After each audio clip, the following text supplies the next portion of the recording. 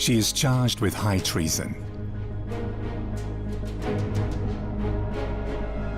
It's a female spy. Female spy. Well, that's exciting. The famous exotic dancer represents beauty and feminine temptation. Mata Hari is mystery and fantasy. The courtesan has intimate relationships with powerful figures. Sex and death together. I think that's what she is. But one question is still unanswered 100 years later. Was she a spy? Was she guilty or not? Will it remain a secret?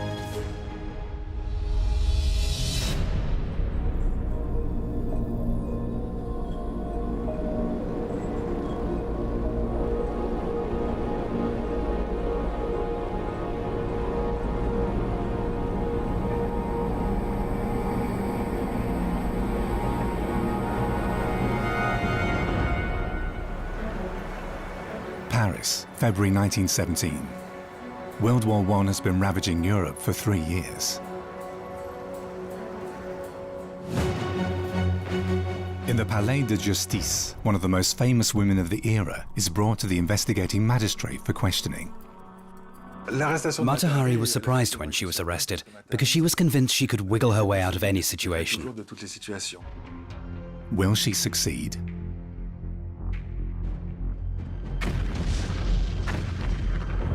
In 1917, the German and the French face each other as implacable enemies.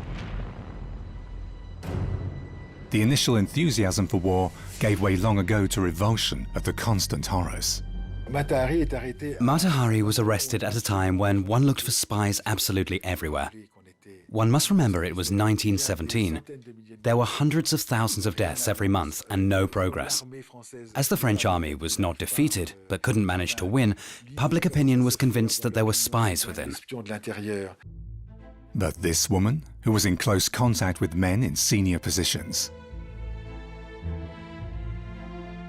She wanted to be something, do something. And she wanted to be free as a woman. at the beginning of the 20th century, Paris offered the opportunity for an independent life. Everything seems possible in the salons and variety theatres with such extravagant delights. This is the path Mata Hari chooses. She was the Madonna of her days because she was in one moment to the other, she was very famous. Mata Hari was a mix of sex and elegance, and that mix made her so sexy. Here in Paris, Mata Hari makes a breakthrough as a dancer in 1905. She knows that mystery has great power. She leaves it unclear who she is, where she is from.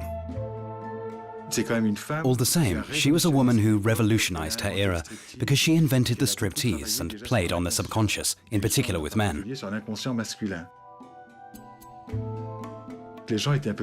People were fascinated with this phenomenon that appeared cloaked in mystery and finished in a sort of orgasm. It has to be said like it is. Mata Hari's dancing contains the promise of the exotic, the erotic, and sex. The most influential men of her day surrender to this, quite shamelessly.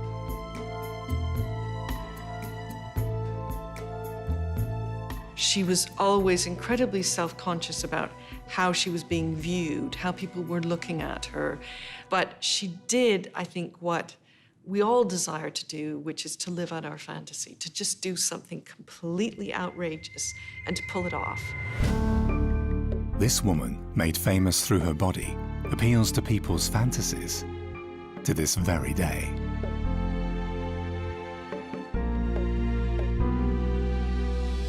But did Mata Hari really commit treason, as her influential lovers claimed when put under pressure?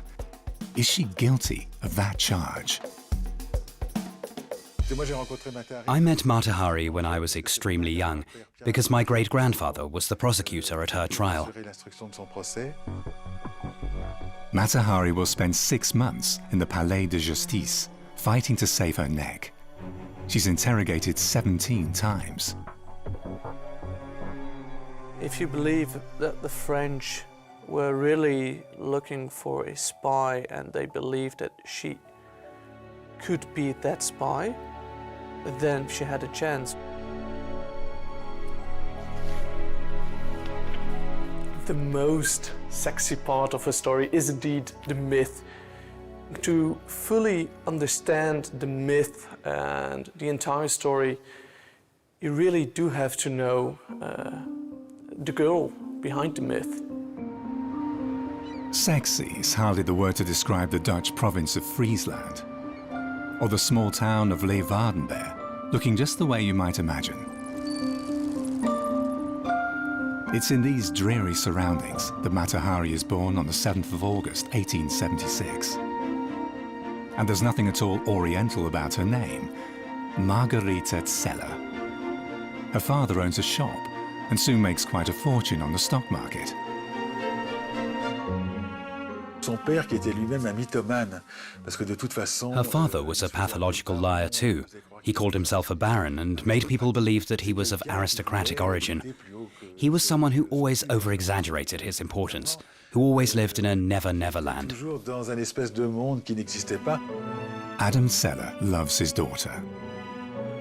He spent lavishly on her. He bought her this goat cart, a Bokenwagen, and she had dresses made of silk and velvet in bright colors, which was something that her other friends didn't have.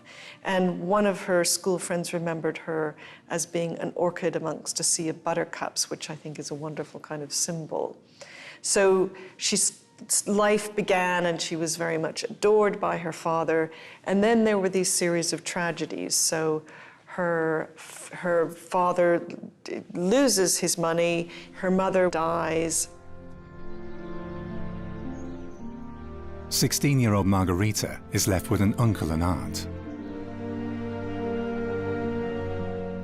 They sent her to Leiden to become a kindergarten teacher. The story goes that when she got there, she had an affair with the headmaster of the school, a sexual affair. And so she was expelled from school, but he wasn't. He was allowed to remain in office. The beautiful Margarethe is now 18 years old, without any family or money. Her salvation? Marriage. Her husband she met because of an advert he placed in the local newspaper. He was an officer who was on leave from the Dutch Indies where he served. She tried to escape, tried to make something of her life. And of course, for her, this marriage would be a very advantageous one because he came from a good family. His mother was a baroness. His uncles were generals, admirals. In 1895, Margarethe marries John MacLeod. I remember letters that she said, "Oh, Johnny, Johnny, I'm longing for you." And I don't think it lasted very long, but yes, she was really in love. She was attracted to him, physically attracted also, yes, and he to her. John is almost 20 years older than Margarethe. MacLeod did love women, not only his wife, but also other women. So that might have jeopardized the marriage from the beginning a bit. In 1897, they sailed to the colonies, to the Dutch East Indies. MacLeod has been serving with the Dutch army there for many years. A son, Norman, and a daughter, Non, are both born there.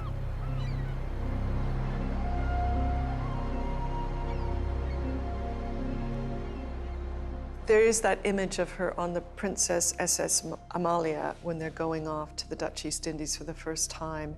And she's wearing a very conventional outfit with a hat. And she looks quite somber. And I wonder whether she didn't really try very hard in the beginning to be a conventional wife and to be a conventional mother to her children. The Dutch East Indies, today Indonesia, has been a Dutch colony for many decades. MacLeod is appointed commander of the garrison, and Margarethe discovers a new world.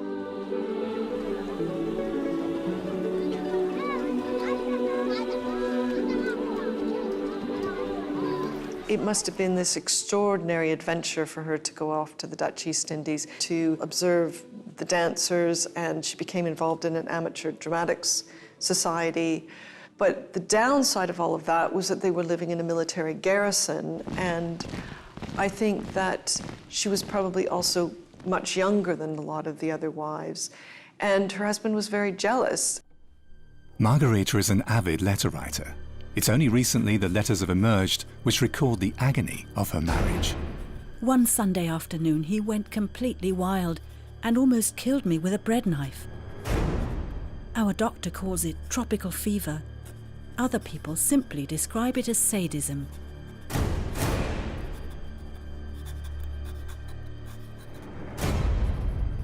Those letters are like a bomb, because everybody has now the feeling that there's a pure woman who was having pain, who was struggling for her life and trying to do the best she could. In 1899, Margarita's son Norman dies.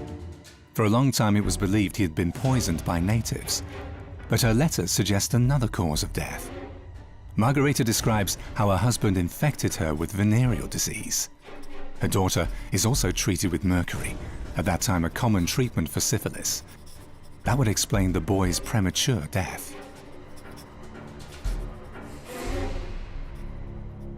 His father had syphilis, infected Margareta, and so as fetus he would have become infected as well. So that is a possibility. It's also possible that the syphilis itself wasn't the cause, but the treatment. It was treated with mercury, which in the end is poisonous. MacLeod, Johnny, blamed her for Norman's death, and the marriage couldn't survive that. I mean, I think it brought out all of the terrible tensions that were lying underneath. Margarita returns to Holland with her daughter Non. We also know from the letters that Non was ill after that and also had to be treated. Margarita fights for the right to keep her daughter, but she has no money. From now on, Non will live with her father. Margarita will never see her daughter again.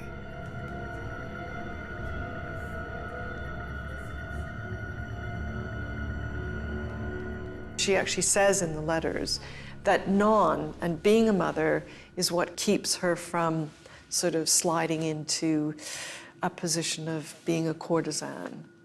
And once Non has gone, then that opens the door for her. Margarita MacLeod dreams of Paris. In 1904, it's the center of the world. "The men find me beautiful," we read in her letters. This will be her major asset in the capital of sophistication. Very early on, she began with the tactic that she would use all her life, bluff. As she knew she had nothing to lose, she went from one bluff to the next. Margarita is determined to leave behind the shackles of marriage, and she's prepared to do almost anything to achieve this. The girl from small-town Holland transforms herself into a lady of the world.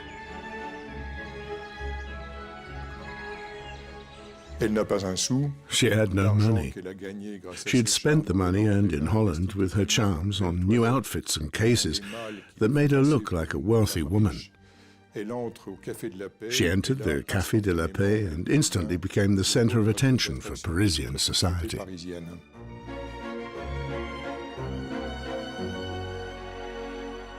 She was that type of woman.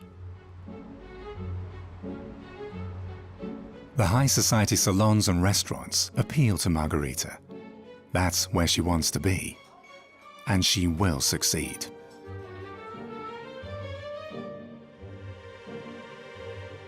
I don't think she had the intention of being a dancer. I think that she had the intention of living out some other life. She must have realized that Orientalism was hot, it was sexy, it was popular. And perhaps she thought, well, I know a thing or two, I saw a thing or two. let's give it a shot, let's try it. Nobody from her former life remembers ever having seen her dance, but Margarita has courage and the good luck to meet the right men, one of whom gives her a new Oriental name. Mata Hari means Eye of the Dawn in Malay, or the rising sun. And I think it's well chosen because the rising sun symbolizes a new beginning, a new day, new adventure. And that is what happened. What must have made her worth going to see is some sort of incredible joie de vivre, some sort of incredible spirit that she put into her dance.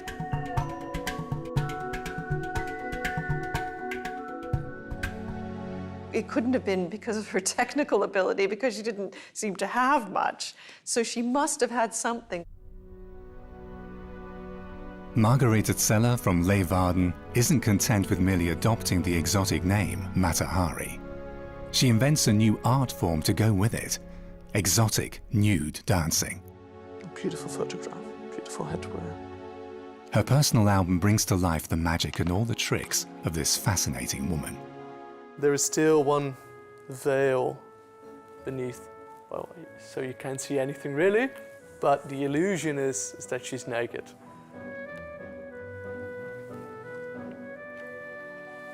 And if we go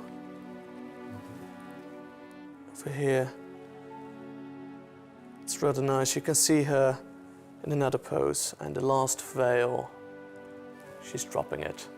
So she's almost completely naked. An exhibition in the Fries Museum of Leeuwarden commemorates the most famous daughter of the town.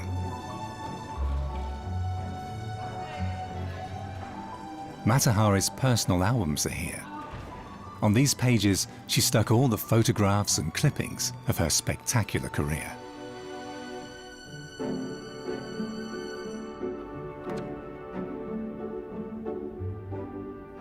We have a Dutch newspaper article, English, French.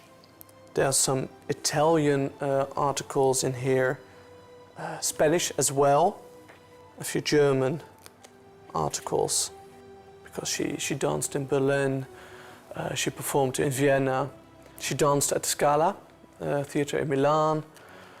She danced all over the world, really. Even then, her personal life story is stylized and presented as a myth. She told journalists different stories about who she was, where she came from. She was a princess born on the island of Java.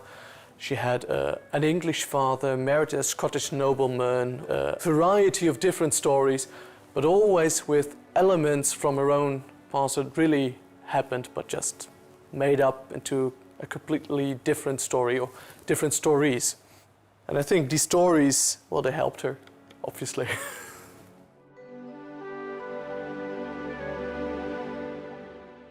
There is one letter where she says she thinks people just came to see her take her clothes off.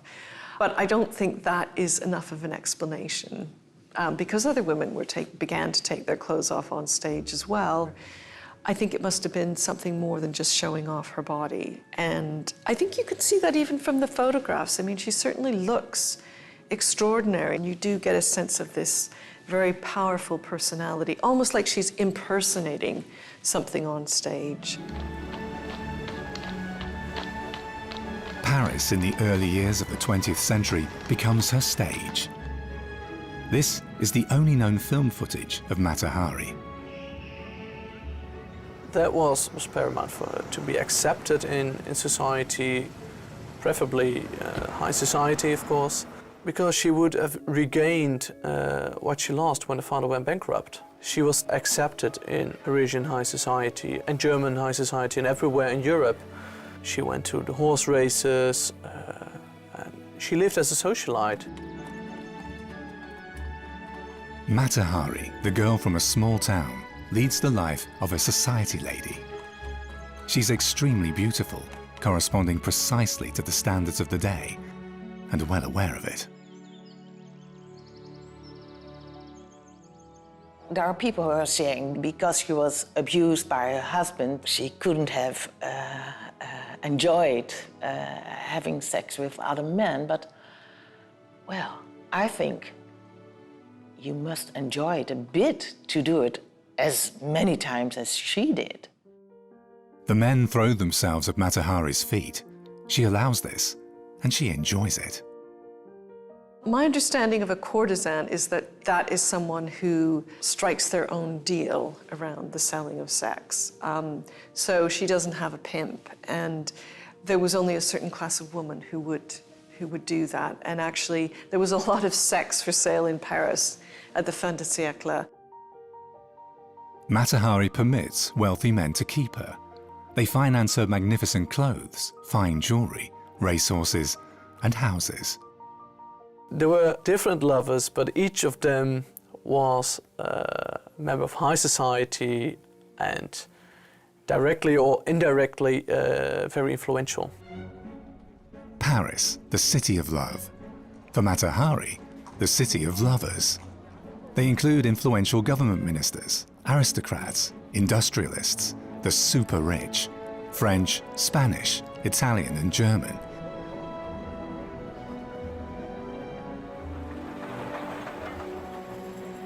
In Berlin, she meets the Prince of Hanover, the Kaiser's son-in-law, and probably even the German crown prince.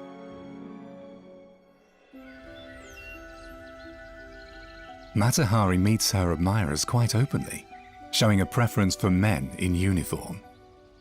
She wasn't ashamed of loving men in uniform, and she openly dined one night with one officer, the next evening with completely other officer, and the next evening with someone else entirely.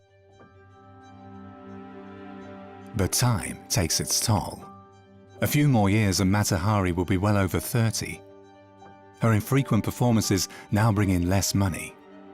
Another reason why friendships with men are increasingly important for the aging courtesan. She had less success for several reasons. Every fashion goes out of fashion. Also, Mata Hari had set a trend, so others followed her example. There were Isadora Duncan, Maud Allen, and Louis Fuller. Where she had once been alone, now she had many competitors. It's becoming harder and harder for Mata Hari to maintain her extravagant lifestyle. Once she became Mata Hari, I think even in her private moments, she was always this creation, this person that she had made herself into. And so I think that when things began to go wrong, it was when she realized that she couldn't pull it off anymore. The performance was wearing thin, people could see through it. In summer 1914, now aged 38, she travels to Berlin. Finally, she has another show lined up as a dancer. A comeback. She had actually written her own ballet, which she called Chimera, and it was the story of a priest falling in love with a goddess. I mean, it was very, very Mata Hari.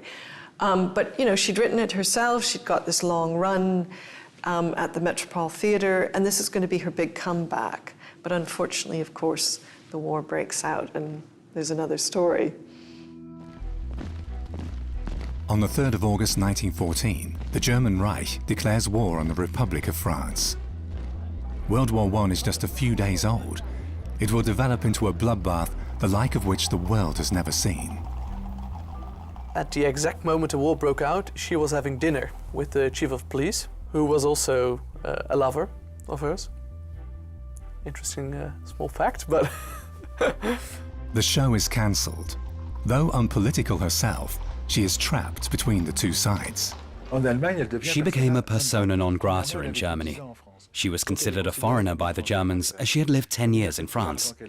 This led to all her money in Germany being frozen. Also, because her show was cancelled and she got on badly with the costume maker, he garnished all her furs to cover the cost of his costumes. So Mata Hari wound up penniless in a hotel.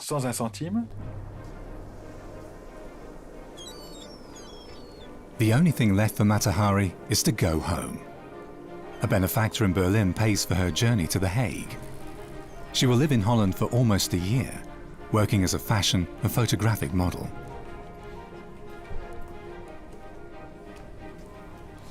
She did have a lover then, and he was keeping her, and he was paying for her flat in The Hague.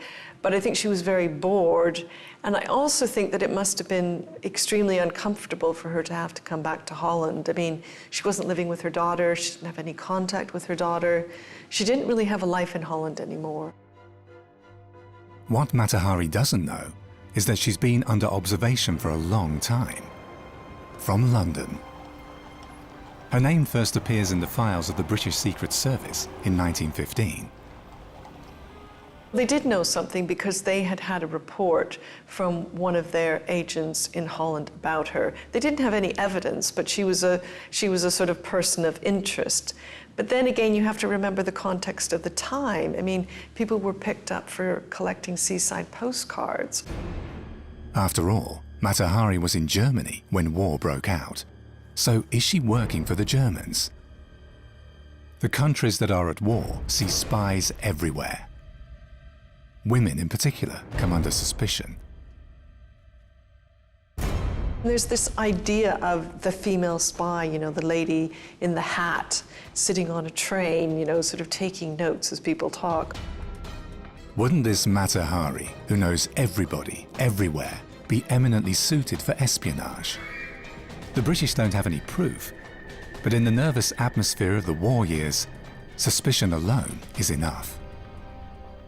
There's lots of reports of people leaving candles in a particular pattern in their window, or someone seen setting a bird off with a bit of paper on its leg. I mean, all of these kinds of things. Or women, certainly in France, in northern France, women laying out their laundry in particular patterns. And so I think all of that was a kind of manifestation of this anxiety about sort of, you know, the enemy within at that time. Mata Hari knows nothing of all this. She just wants to get away from Holland.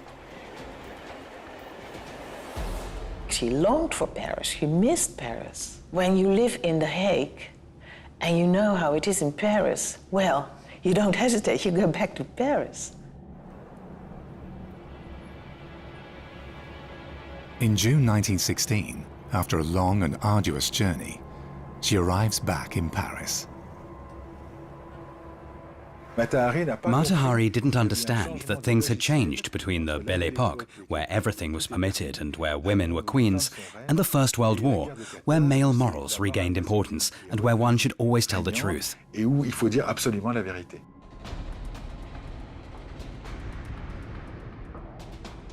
During these years, millions die on the battlefields of Europe.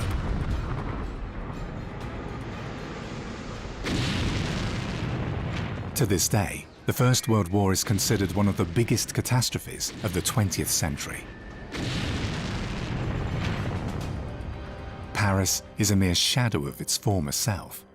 The sophisticated mood of the pre-war era is passé. Mata Hari returns to a different, alien city, marked by war and death. In spite of the rose-tinted glasses she permanently wore, she was obliged to notice that things were not quite like before. She saw that Paris was undoubtedly less fun than before, if only because the young, handsome officers she used to meet before were either fighting in the trenches or dead. The Château Vincennes is located on the outskirts of Paris to the southeast. The confidential files of the French state are kept in this military archive.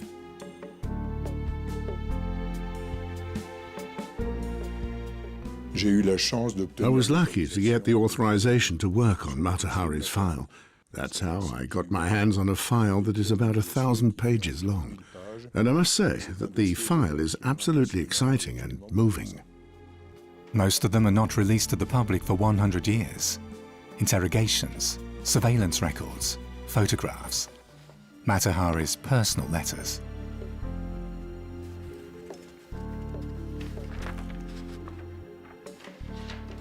If, for example, we take the calling cards that Mata Hari had in her hotel room where she was arrested by Commissioner Priolet, we can immediately understand why the archives remained relatively secret. We have Colonel Danvigné, a superior officer stationed in Madrid, who was one of her lovers, and in any event, one of those responsible for her fall. We have the even more important Mr. Messémy, who was Minister for War. In 1920, after the war, one cannot imagine Mr. Messimi's calling card being revealed to the public, even though it was common knowledge that he was her lover. And then, for example, this very rare calling card belonging to Vadim de Maslov. Vadim Maslov, a young Russian officer in the Tsar's army. It's unclear exactly when Mata Hari met him for the first time. He is Mata Hari's last great love.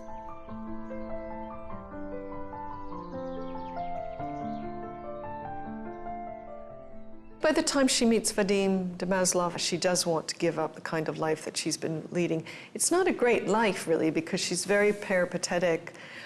She never knows where her money's going to come from. She knows that her career on stage is pretty much over. She doesn't have any kind of home. And so I think that she probably wants to settle down. For years, she's been wandering restlessly around Europe, without any real home, without a family. Then comes the great love, which will later inspire scriptwriters. She was smitten very, very by it. And he could have been her son, because he was so young. I think she just was in love, and it never happened before. So it was a new feeling for her. Since Dear Johnny, she hadn't been in love. Rumours also circulate about her in Paris. The British Secret Service has informed the French that Mata Hari may be a German spy. At that time, French counter-espionage is headed by Georges Ledoux. Ledoux was interested in Mata Hari. He had her followed, thinking that she would make contact with other German spies, but in fact she didn't. In the late summer of 1916, Ledoux and Mata Hari meet in the Ministry of War. She's planning a trip to Western France. Permission is required for areas near the front. Ledoux asks about her time in Germany. Mata Hari senses money in the air. It will prove to be a fatal encounter.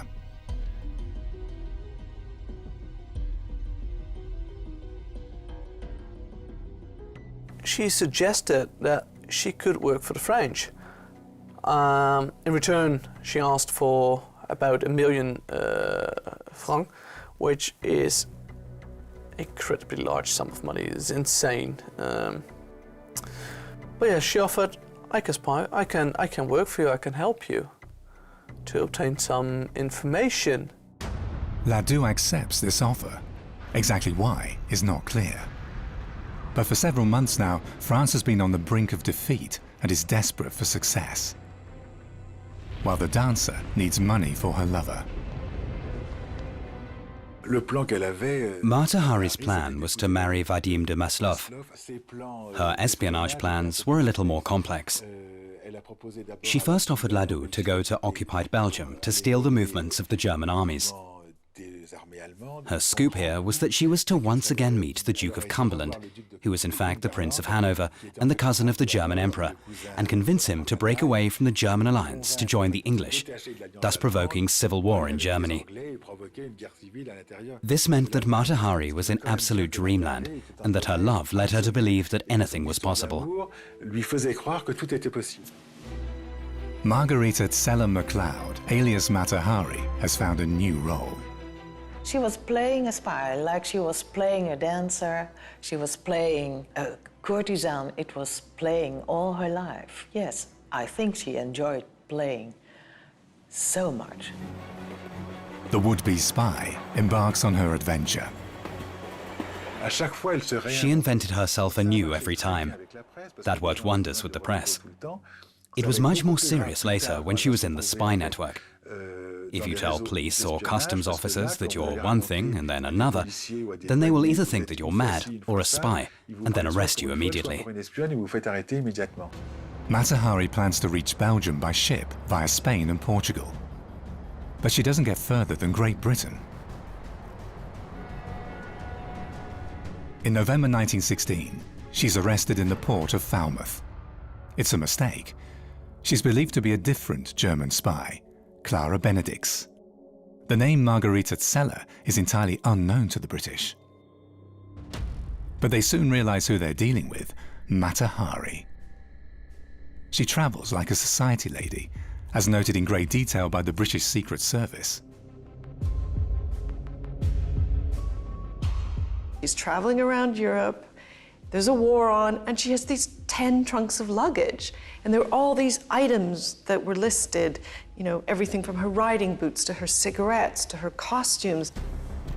In London, nobody is sure how to treat this curious traveller. Is Mata Hari a German spy? What is she planning?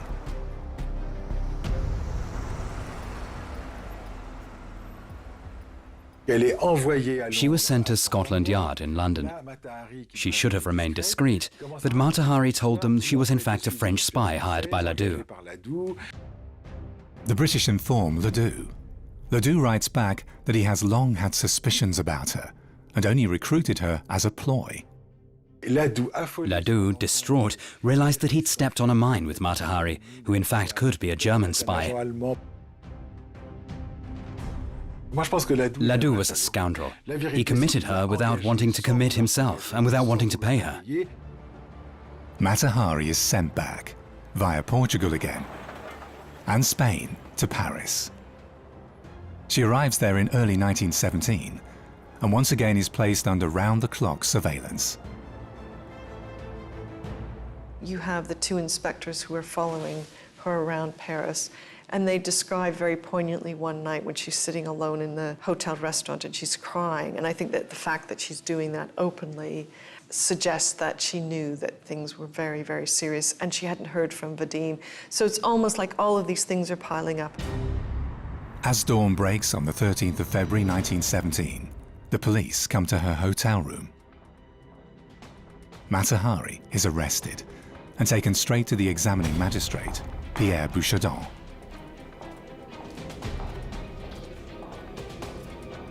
She's accused of spying for Germany, of betraying state secrets.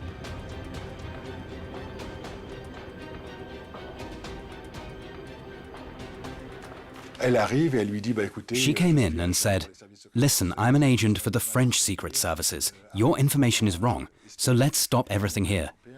And my great-grandfather said, "No, sit back down," and then had her arrested. So she fell from a great height and showed great naivety when arriving in prison, where the first thing she said was that she wanted a telephone and a bath. She wasn't able to recover her toiletries or clothes at all for 6 months, which meant that Mata Hari was not able to change her underclothes. Did Mata Hari reveal to the Germans what her lovers told her in moments of weakness? And what's the story with Vadim Maslov, who, when interrogated, will deny that they plan to marry? She knows that the trap has been set for her. The walls are sort of closing in. Bouchardon and Ladoux didn't have enough evidence against her. So what was going on in those interrogations is that they are pushing her psychologically because they want her to crack. Mata Hari attempts to contact her influential lovers. In vain. She writes countless letters. To her accuser, Bouchardon, as well. Mon capitaine, you have injured me spiritually and physically. I beg you to stop. If my request for clarification of the situation is the reason for this waiting, if that would offend the vanity of Captain Ladoux, then ask him to set me free. I shall never tell anybody what has happened to me here in Paris.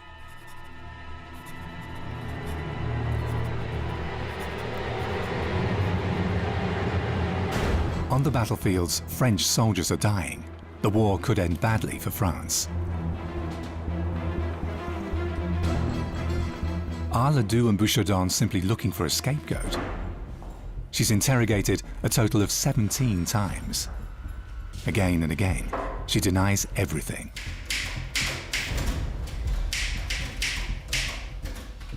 But Bouchardon has concrete evidence. French counterintelligence has intercepted telegrams to Mata Hari, sent by the German military attaché in Madrid.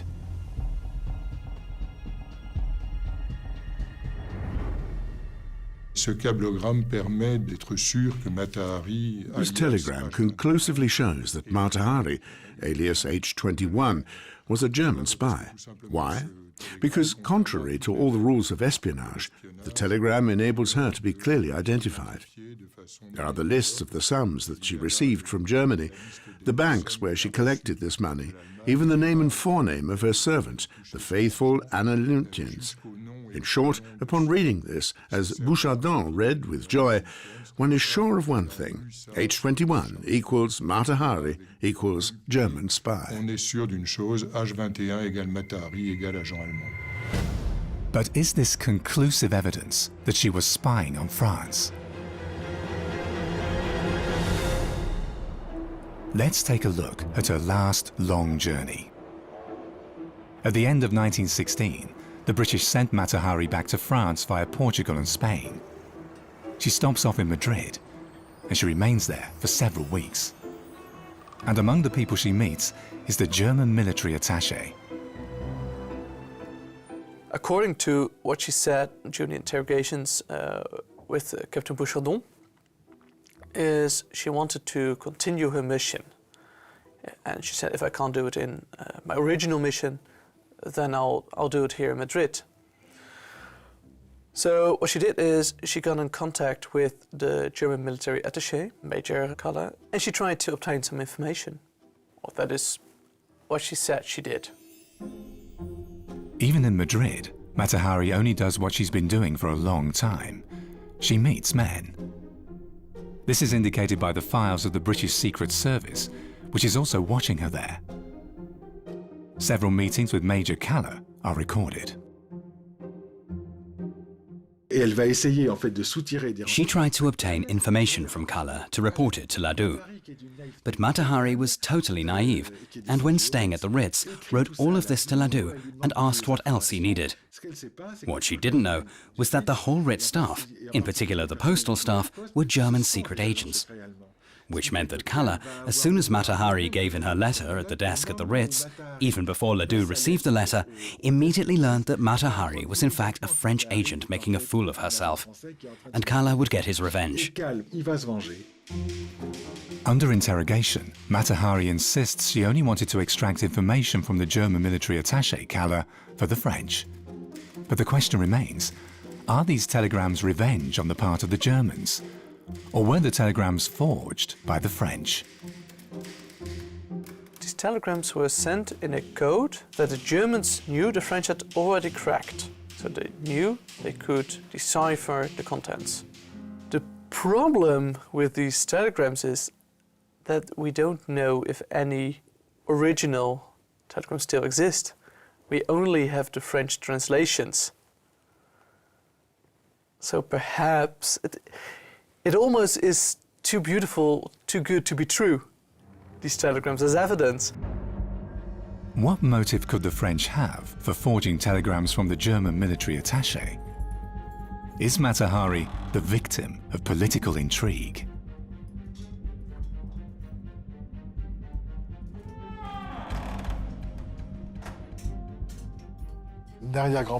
My great-grandfather had faith in Ladoux, who was the head of the French secret services, who told him that this woman was a spy and should be executed for France's sake.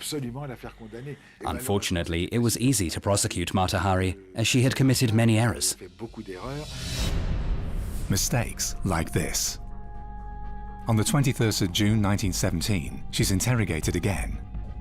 Up to now, Mata Hari has denied working for the Germans in any way. But today, she would change her story. Today I'm going to tell you the whole truth. This is how she begins. Up to now, I've been too ashamed. She talks about The Hague, where she lives in 1915 after having to leave Berlin in a great hurry. And it's in The Hague that she meets the German Karl Hubert Kremer.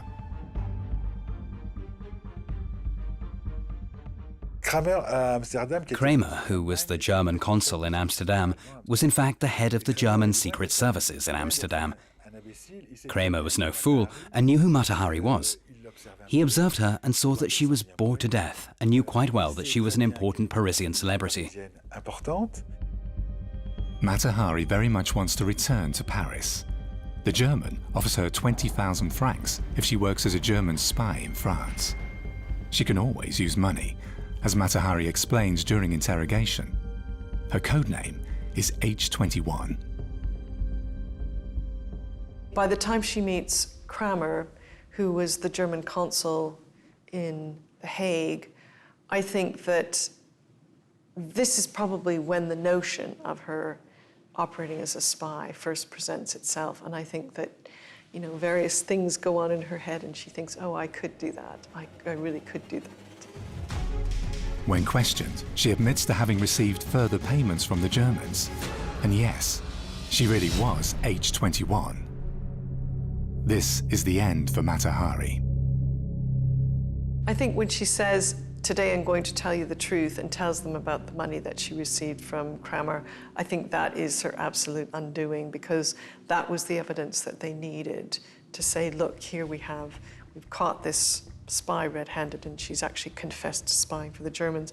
And in fact, in terms of French law, I think that's all they needed. Mata Hari feels she was owed the money.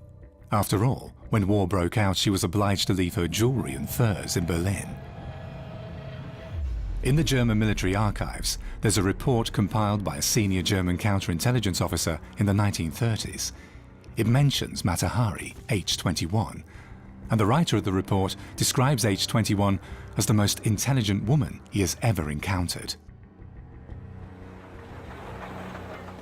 The report describes how Mata Hari was sent to Cologne and later Frankfurt in the late autumn of that year. In these cities, she was taught the craft of espionage by German counterintelligence. A study of her schedule, which has a gap for this period, would enable one to think so.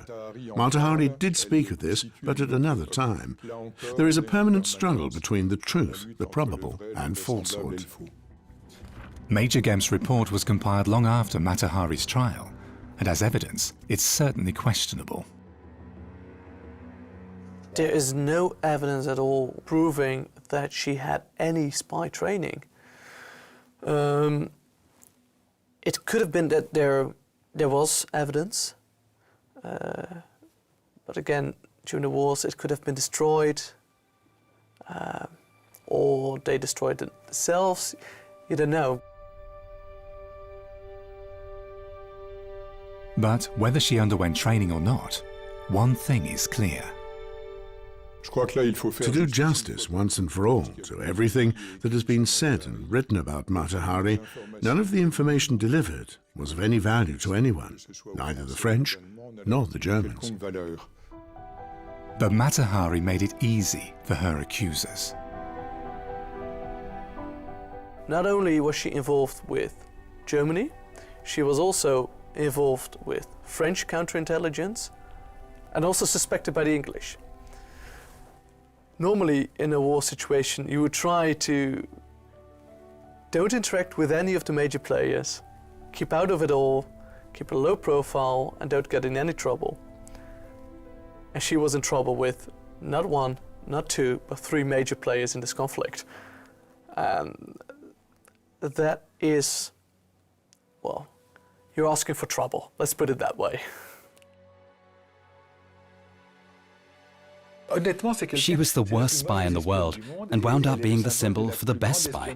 But Mata Hari was a catastrophe as a spy. Her trial begins on the 24th of July 1917. It lasts only 2 days.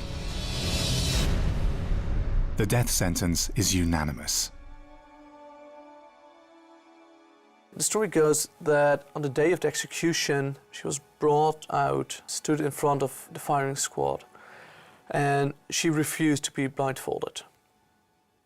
And she met her death head on.